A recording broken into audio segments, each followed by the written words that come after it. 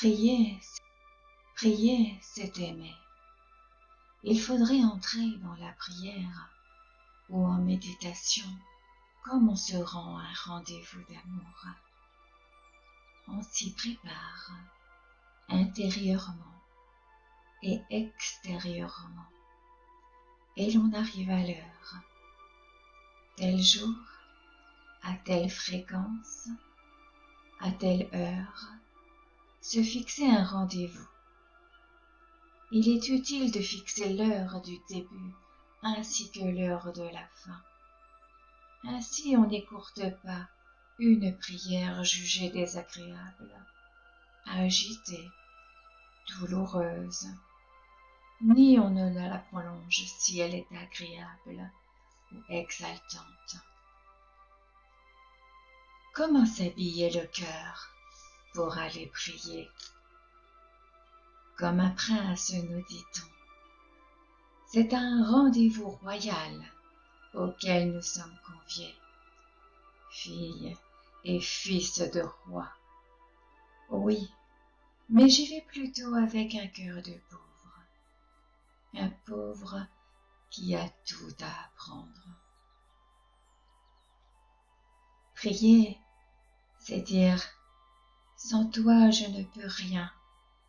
Avec toi, je peux tout. » Un jour, on le murmure ou on le chante. Un autre, on le crie ou on profère des louanges. Un jour, on n'a plus les mots et on le dit en silence. On s'approche de ce qu'aimer veut dire. C'est pour cela que l'on prie dans un lieu retiré, écarté, dans le secret d'un cœur à cœur.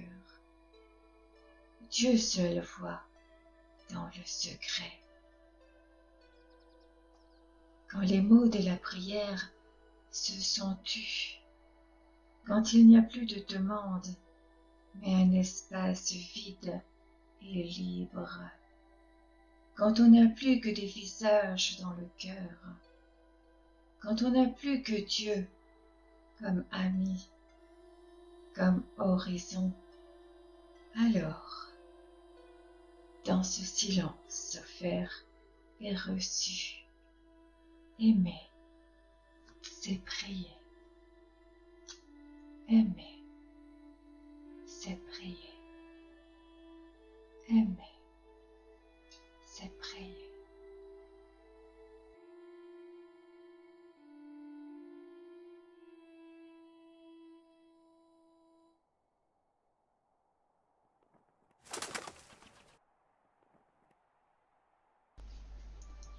Prier pour méditer exige une décision à reprendre chaque jour. Elle vaut pour les débutants, mais elle est sans cesse à reprendre pour les anciens, car nous sommes des apprentis toute la vie. La décision de prendre ce temps-là, coûte que coûte. La décision de s'abstraire du monde un quart d'heure pour se recentrer. Un quart d'heure pour vivre là où rien ne bouge. Là où rien n'est urgent. Là où il n'y a pas de peur. Là où Dieu peut-être nous attend. Il y aura toujours un empêchement, une chose plus importante à faire, une fatigue, une paresse, qui viendront s'interposer au moment même où nous voulons prier ou méditer. Comme par hasard, un quart d'heure de prière par jour, c'est le moindre spirituel, affirmait le père Hyde, un prêtre de la Trinité. Un quart d'heure C'est le temps minimum conseillé dans la plupart des méditations. Sauvez ce petit temps dans une journée, ce temps que nous dilapidons tout en claironnant que nous sommes débordés. Offrir un quart d'heure tous les jours, c'est faire couler une goutte d'eau sur la pierre de notre cœur. Le monde tient grâce à la prière. Si la prière cessait, le monde périrait, dit saint Liciliouane. Toutes les traditions nous promettent que la petite goutte gagnera et que la pierre se brisera. Il s'agit d'incarner cette décision, d'incarner cette décision.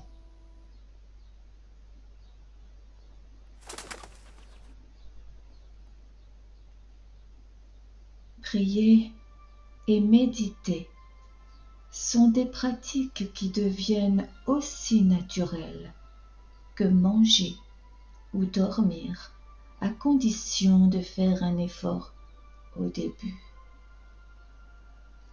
C'est une voie pour ceux qui avancent jour après jour,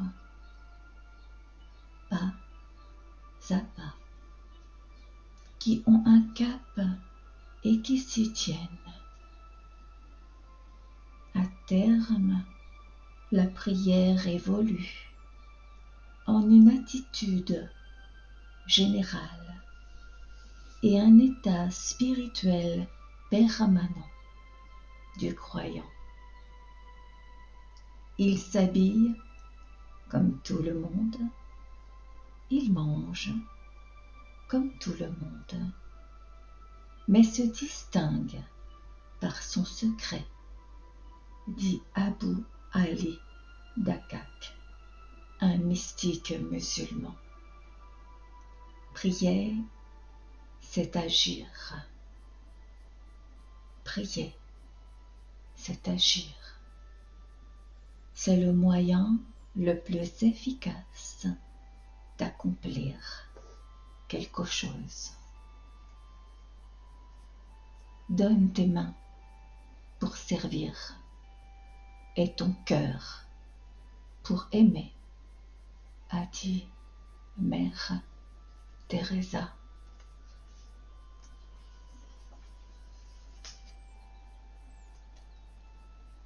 Quand une sangha d'une centaine ou d'un millier de personnes pratiquent ensemble, corps et esprit en unité, de la parole et de l'esprit sont purifiés.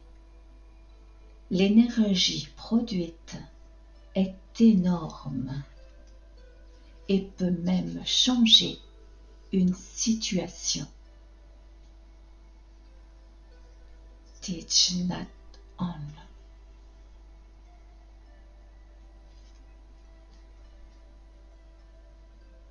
Chacun donne existence à l'autre.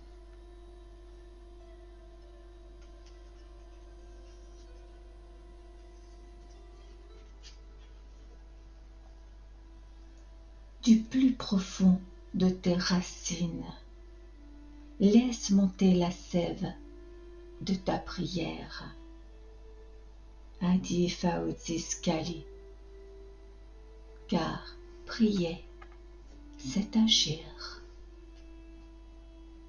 Prier, c'est agir.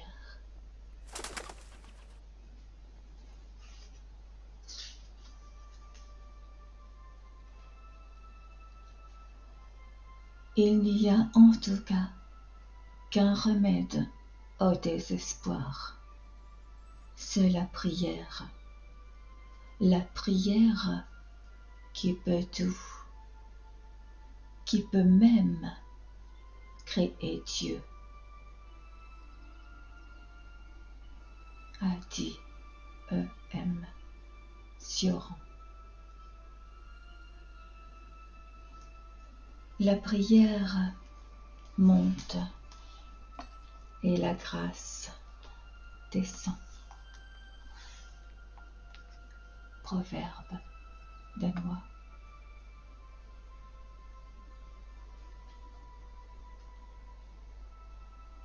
Je n'ai jamais rien fait toute seule. Avec la prière, je peux tout, a dit Thérèse de Lisieux.